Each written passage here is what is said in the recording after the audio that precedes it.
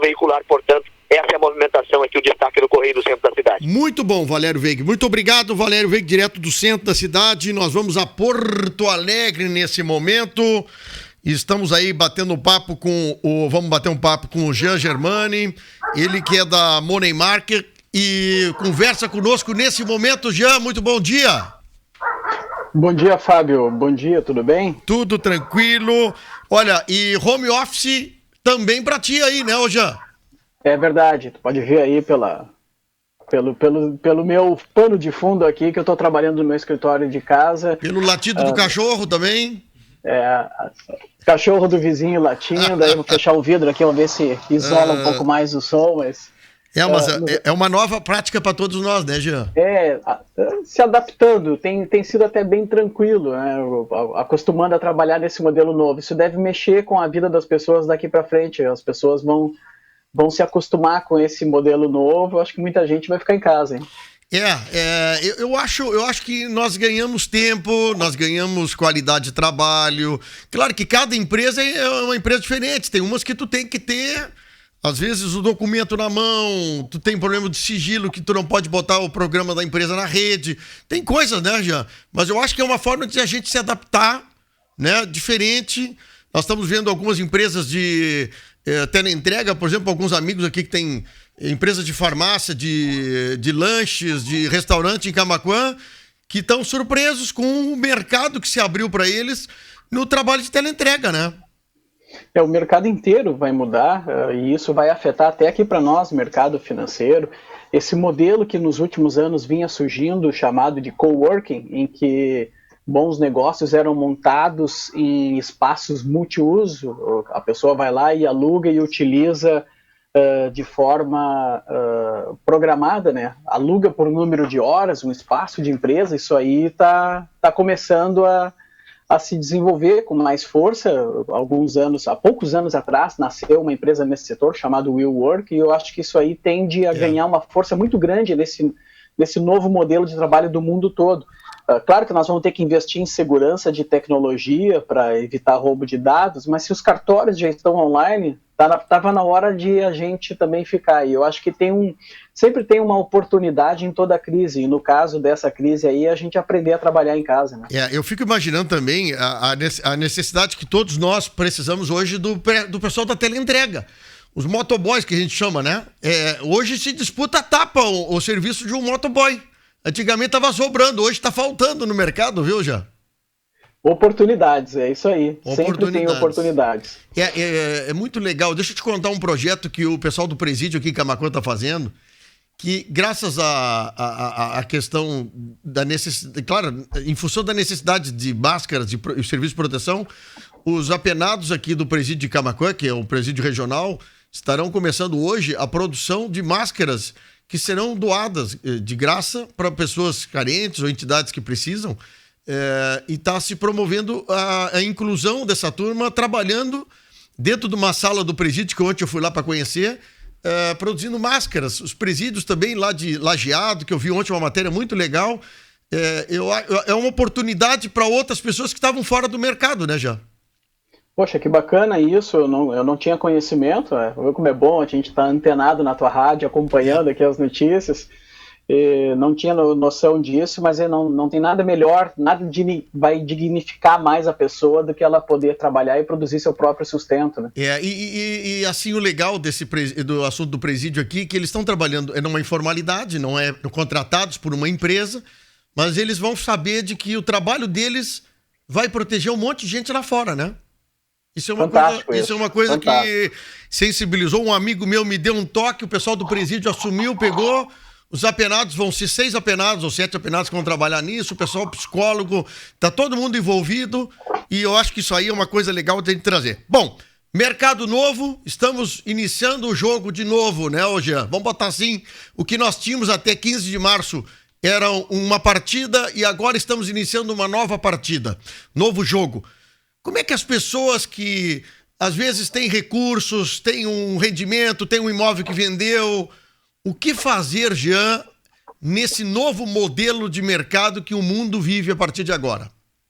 Bom, isso é uma conversa bem bacana e tem bastante coisa aí. A gente tem que tentar ser objetivo para falar disso tudo, mas, em primeiro lugar, esse momento que nós estamos vivendo no mundo todo não é uma particularidade nossa ou pontualmente dos Estados Unidos ou da Europa, enfim, o planeta inteiro está envolvido nisso, né? Esse grande evento que nós estamos vivendo do coronavírus fez com que tivéssemos uma retração generalizada em todos os mercados. Absolutamente todos os países estão tendo queda do PIB, queda de arrecadação. Sim. E existe um modelo simples de combate à queda do emprego. É juro baixo. Quanto menor o juro, maior o estímulo para que o empresário invista, para que ele busque uma remuneração do seu capital através do trabalho e não da aplicação financeira. Então nós estamos vivendo um mundo, o mundo inteiro, estamos vivendo um mundo em que as taxas de juros estão baixas, estão muito baixas, estão esmagadas para baixo. Nós já vivemos momentos como na crise de 2008, em que as taxas estavam baixas nos Estados Unidos, estavam baixas na Europa, mas estavam altas na Índia, na África do Sul, em alguns lugares da Ásia. Dessa vez é diferente, o mundo inteiro está com taxa baixa. E falando especificamente aqui do Brasil, nós estamos vivendo uma taxa de juros que nós nunca tivemos na história do Brasil. A nossa taxa de juros, a taxa meta, Selic meta, ela está em 3,75% ao ano.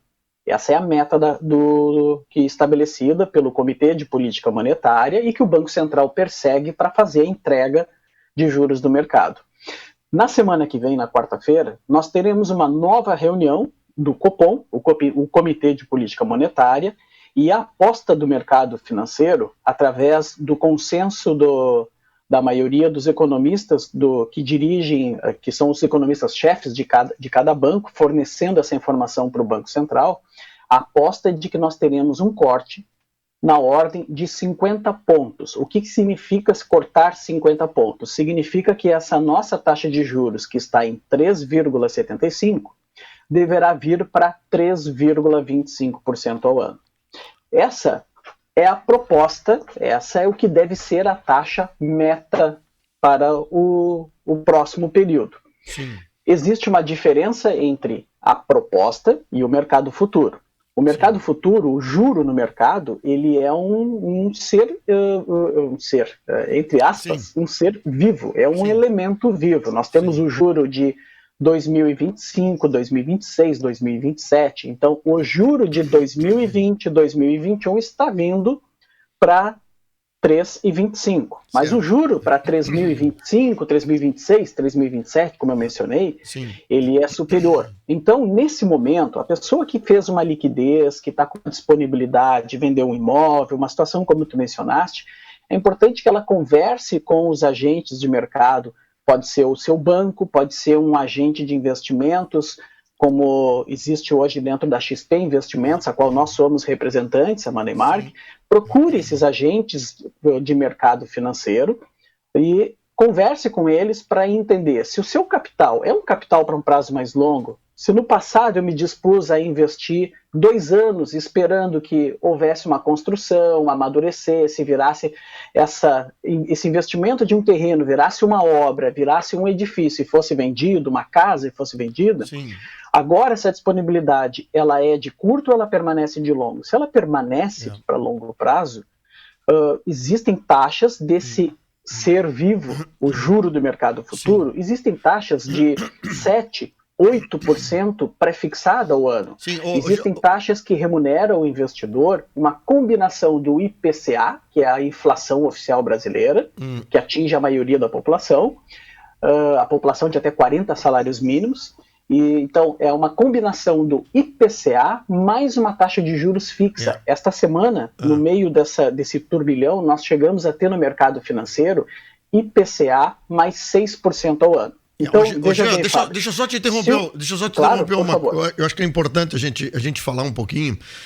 Tu falou em 2025, 2026, o ano 2026 são juros a longo prazo, onde tu tem uma perspectiva que em 2025 o juro tu vai ter uma remuneração tal, já pré-fixada. Lembrando outra coisa, né, Jean, que nós estamos vendo aqui, que nós teremos provavelmente a menor taxa de juro definida no Brasil pelo Banco Central, 3,25 esse ano.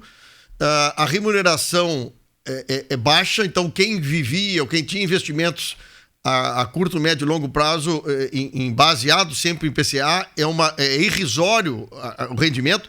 Mas a pergunta principal que você, como agente, representante da XP, aí da Money Market, pergunta primeiro: quando tu precisará desse capital? Eu acho que a primeira pergunta, a primeira resposta do teu cliente, da pessoa que está querendo fazer o investimento mais certinho, é o prazo. Olha, eu preciso isso aqui para daqui a 3 anos, que eu tenho ideia, daqui a 3 anos terminar o negócio, eu vou fazer tal coisa. Quando tu define claramente quando tu precisa do dinheiro, é melhor, inclusive para você como agente, definir uma proposta para o cliente, é isso? Exatamente. Quando os dois lados combinam o prazo, fica fácil de se estabelecer um bom investimento. O mercado ele tem basicamente 3 riscos e a pessoa sempre vai ter que abrir mão de algum ponto de segurança, né? Ou vai investir a prazo, ou vai investir em produtos que têm volatilidade. O exemplo mais comum da volatilidade é o preço das ações na bolsa, ou vai investir em coisas que têm risco de crédito. Sim. Por exemplo, comprar um título emitido por uma empresa de agronegócio que tá buscando um financiamento não no banco, mas no mercado financeiro. Então, sim, ou é risco de crédito, ou é risco de prazo, ou é risco de volatilidade. E nessa questão que a gente estava falando dos CDBs, o CDB ele tem proteção pelo Fundo Garantidor de Crédito até R$250 mil, limitado a 1 milhão. Então não tem esse risco de crédito em valores menores a 1 milhão. Não tem o risco de volatilidade, mas tem o risco do prazo. E é importante o investidor que está saindo do investimento de uma casa, como tu mencionaste, se ele entender que se ele tem a disponibilidade do prazo, se ele pode ficar por um prazo mais longo, ele manter esse prazo a seu favor, é importante que ele entenda que a taxa de juros que nós estamos negociando hoje no mercado, vindo para 3,25%, ela é a taxa diária, é para agora. Mas se a pessoa comprar um investimento para prazo longo, ela vai poder encontrar investimentos de 7%, 8%, essa semana chegamos a ter 10% pré-fixado. Ou IPCA mais 6%, repõe toda a inflação e ganha 6% de juro real. Esse é o juro real, porque já descontou a inflação. Então, existem oportunidades. É importante que a pessoa faça um planejamento, separe o seu investimento, desenhe como se fosse uma pizza e corte fatias. Qual fatia? Qual é o tamanho da fatia que eu poderia guardar para 1 ano, para 2 ou para 5? E aí vai negociar com seu agente financeiro um prazo mais longo. Qual é o prazo que eu posso? 2 anos? Então, qual é a taxa para 2 anos? E isso vai fazer a diferença num portfólio. Porque é importante salientar, tem bancos já desenhando taxa de juros até mesmo próximas a 2% ao ano para o Brasil. Nesse momento, eu acho um pouco complicado, mas não vou discutir aqui com renomados economistas e vamos esperar para ver o que acontece com o mercado. O legal dessa função de vocês, já ontem eu estava conversando com a minha irmã a respeito dos negócios de investimento, quem trabalha, quem vive o dia a dia dos investimentos acaba sendo muito mais... sabendo a reação do mercado nesse assunto. Então, por exemplo, até 15 de março, nós tínhamos um Brasil que que estava pujante. Os amigos meus, e nós aqui da Acústica, nós estávamos empolgadíssimos com 2020. E de uma hora para outra muda completamente as coisas. Então nós estamos agora vivendo um período que as pessoas têm dúvida. E aí que vem o papel de vocês, tem dúvida. O que faço com o meu dinheiro? Eu tenho R$10 mil. O que eu faço com o meu dinheiro para render 2 anos, 3 anos, 1 ano? Onde eu posso aplicar de tal forma que eu acredite que possa me dar um retorno ou não perder o investimento? Vamos botar assim a palavra também. Acho que não é só ganhar, mas também quem está no risco tem chance de perder. Eu te perguntei ontem à noite, por exemplo, sobre a Petrobras, que até pouco tempo atrás... nós tínhamos aí uma Petrobras que valia R$30 uma ação da Petrobras e hoje está 18,60 e poucos. Aí eu te perguntei, vem cá, a Petrobras como é que tá? Aí nós se lembramos, falamos ontem sobre o que acontece lá nos Emirados Árabes, Rússia, os Estados Unidos, petróleo caindo, inclusive o preço do dólar, do barril negativo. é um negócio interessante. Nós estamos falando de 30 dias atrás, Jean, que a Petrobras está valendo R$30 a ação, hoje vale 18. Como é que se entende esse mercado hoje? Quer dizer, uma coisa completamente... Tudo que nós entendíamos de mercado dia 15 de março, hoje completamente diferente. Esse assunto ele é interessante porque ele reflete diretamente o que está acontecendo no mundo todo. O momento que a gente faz essa reclusão das pessoas ficando em casa, a gente tem uma queda gigantesca no consumo de energia decorrente do petróleo. Especialmente quando a gente fala de combustíveis, de gasolina, gasto pelos automóveis, isso aí traz uma perspectiva completamente nova.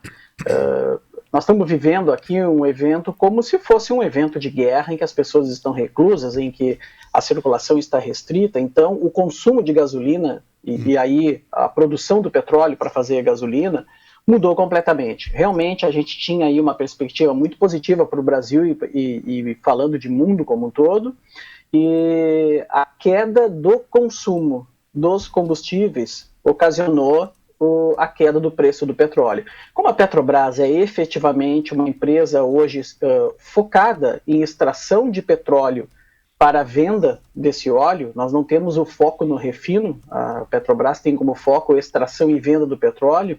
O petróleo caiu muito, o preço do petróleo caiu fortemente, e quando eu digo que caiu fortemente, nós estamos no menor preço, falando em décadas, é o menor preço que a gente teve aí no petróleo cotado no mercado internacional. Então, no momento que a mercadoria principal vendida pela empresa perde valor, o preço da própria ação acaba também perdendo valor. Então isso é o que aconteceu com a Petrobras. Se por outro lado a gente tiver aí uma abertura dos mercados, eu não estou aqui falando que deve ou não deve abrir, estou fazendo aqui uma condição hipotética. Abrimos completamente os mercados e aí houve uma explosão de consumo. O preço do petróleo vai subir e, consequentemente, a projeção de lucro da companhia, que vai vender a mesma mercadoria, mas por um preço mais alto, sim, também vai subir a projeção. E aí o preço da ação pode voltar a subir. Sim. Só para ter assim, uma noção, uma ideia, quando eu falo do preço do petróleo, quando a gente volta para mais ou menos essa época, ali por abril, maio, junho de 2018, o petróleo valia $74. Hoje ele vale 17. Que coisa, né? Então... É um aprendizado. Imagina, eu que não trabalho no mercado de ações, de investimentos, como vocês trabalham aí, da Money, como também da XP. Que revolução na cabeça de vocês acontece, né? Quer dizer, os economistas, todo mundo trabalhando. O que acontece daqui para frente? Porque vocês estão sempre trabalhando no futuro, né, hoje? Não é no que aconteceu, mas o aconteceu é uma lição. Mas o que vai acontecer? Ontem de noite, ouvindo uma notícia que a Boeing e a concorrente da Boeing, fugiu o nome, a Airbus, né? Airbus perderam $6 bilhões nessa pandemia, 95% da frota de aviões estão no chão. O que vai acontecer daqui para frente? Consequentemente, a Boeing cancelou o acordo que vinha fazendo com a Embraer. Então, isso afeta para a gente. E que muita gente comprou ações da Embraer. A nossa bolsa afeta a Embraer, afeta a Azul, afeta a Gol, afeta a Smiles, que tem papel na bolsa, que é o programa de fidelidade, de milhagem. Realmente, como é que a gente trabalha para o teu ouvinte aqui poder entender como é que nós aqui fazemos isso? A gente está sempre olhando para frente, nós trabalhamos olhando para o futuro. Sim. E a maneira de se proteger isso é fazer um portfólio, fazer uma carteira de investimentos diversificada. Eu falei há pouco assim, em imaginar uma pizza, desenhar uma pizza, é isso que tem que fazer. Eu acho mais, assim, visualmente é legal de ver, né? A pizza, o formato de pizza é bom de ver, né? É muito bacana. E o que é importante o investidor entender é que não dá para investir pensando em vou botar todas as minhas fichas naquilo que dá mais. Nós temos que botar as fichas espalhadas, botar os ovos distribuídos em cestas diferentes para ter um ganho médio. Porque o mercado ele é muito vivo, ele muda muito rápido. É como tu mencionaste, o papel valia 30, veio para 18. Aliás, ele veio para bem menos, ele chegou a estar em 12, agora está em 18. Exatamente. O petróleo valia 70, vem para 16. O juro do Brasil, pegando há poucos anos atrás, voltando aí 3, 4 anos, a gente tinha juro de 14,25, hoje o juro está vindo para 3,25. Que loucura. Então, a maneira de se proteger é primeiro, planejando quando vai usar o dinheiro. Segundo, ponderando que tipo de risco se dispõe a assumir, e todo mundo vai ter que assumir algum tipo de risco, nem que seja o prazo de investimento, vai ter que assumir, porque a taxa de juros do mercado à vista está muito baixa. Então, montar uma carteira, pensar sempre, a carteira tem que ser distribuída pensando em longo prazo, pensando em distribuir por elementos diferentes. Se ponderar os 3 riscos que eu mencionei, volatilidade, prazo e crédito, e desenhar isso numa carteira bem distribuída, todo mundo vai ganhar dinheiro. Eu acho que é isso aí. Eu acho que cada um tem um jeito, né? Eu estou recebendo aqui um empresário, que é o Michel Pires, depois ele vai conversar comigo, mas é uma família que tem empreendimentos diferentes, tem loja de construção, tem investimento em terrenos, tem investimento em prédios, quer dizer, não é só num negócio, tem vários negócios. Daqui a pouco está indo bem no negócio, o outro negócio está parado, a Caixa fechou os financiamentos. Então, é uma coisa como um investimento também em aplicações financeiras, aplicações em fundos. E eu acho interessante justamente esse formato que tu falou de pizza. Mas, claro, tem empresários, tem pessoas que gostam de arriscar, né, Jean? Mas aí é uma questão de personalidade. Olha, hoje o negócio está dando investimento em grandes laboratórios farmacêuticos, por exemplo. Então, daqui a pouco o cara pode ter uma sorte de sacar um negócio no mercado e dizer o seguinte: minhas fichas vão para um setor e eu vou tentar arriscar ali. Mas isso hoje. Mas amanhã pode ter dado uma diferença ou um retorno completamente diferente, né? Por isso que tem que ponderar. Eu diria o seguinte: em cada investimento, pense em colocar 5% de cada classe de ativo de cada produto. Nunca passar uma concentração acima disso e montar o investimento como um todo. Não deixar de investir na economia real. Economia real sempre é um excelente retorno. Dá para investir diretamente, como falaste do Michel Pires, que faz a construção. Podemos investir em títulos que vão financiar a construção, títulos que vão financiar quem vai comprar essa construção. Pronto, o mercado ele é muito dinâmico. Sim, e nós estávamos vendo também, né, há uns anos atrás, inclusive o meu sobrinho Daniel falando sobre os investimentos em agronegócio. Isso faz uns 4, 5 anos atrás que ele me falou sobre esse mercado que vinha entrando no Brasil de grandes fundos para investimento em agricultura. Quer dizer, o Brasil hoje é um celeiro fantástico no mundo e tende a crescer cada vez mais. Quer dizer, o que pode dar errado na agricultura, na pecuária, é muito pequeno perto do efeito de economias mais voláteis, né? Quer dizer, a agricultura é um negócio que só tende a crescer e fortalecer, né, Jean? 2 coisas que a gente pode falar nisso. Primeiro, um exemplo, soja. O Brasil vem crescendo fortemente na produção de soja e estamos nos tornando aí o maior produtor de soja do mundo. Então, é interessante investir em agronegócio, sem dúvida nenhuma. A outra coisa é que o pequeno investidor ele pode investir fazendo compra de títulos ligados a isso, como, por exemplo, a LCA, que é comercializado pelo sistema financeiro, que é a letra de crédito do agronegócio. Um produto que tu aplica a partir de R$1.000, isento de imposto de renda, tem garantia real por trás com o fundo garantidor de crédito, e tem rentabilidades que vão aí por volta de 100% de taxa de juros líquida do CDI, que é a taxa de referência do mercado. Então, de novo, saliento, é importante diversificar, é importante pesquisar. Convido a entrarem na plataforma da XP, olhar isso. Tu perguntaste há pouco como é que a pessoa que quer investir um pequeno valor, R$10.000, como é que ela faz? Quando entra na plataforma já tem a sugestão de como fazer essa pizza, tem tudo pronto isso. Mas tem alternativas. Como tudo na vida, se a gente vai hoje comprar uma televisão nova, a gente faz pesquisa. Tem que pesquisar. Tem que pesquisar. Jean, o contato da Money Market, por favor. Nós estamos o telefone fixo tá, vocês estão em home office, né? Estamos em home office, mas o telefone fixo está em Siga-me. Tá, então vamos lá. Podem contatar conosco. Nós estamos situados em Porto Alegre, na Nilo Peçanha, bem em frente ao Shopping Guatemi. Nesse momento, descentralizados em home office. Mas o nosso telefone está à disposição, 51 3095 2555. E está desviado em Siga-me, pode ligar que a gente vai dar uma atenção. Muito bom. Jean, muito obrigado, um abração para ti, viu? Muito obrigado, um abraço para ti e para toda a audiência da Rádio Acústica. O legal é o seguinte, há uns anos atrás, Michel, depois o Michel vai falar conosco, mas uns anos atrás tu falava, vou investir em ações, mas só quem tem milhões, quem tem... Hoje, meu amigo, o Brasil cresceu já bastante, mas os Estados Unidos, 90% da população americana investe em títulos, em ações, em fundos, diferente do Brasil, que é 5, 6, 7%.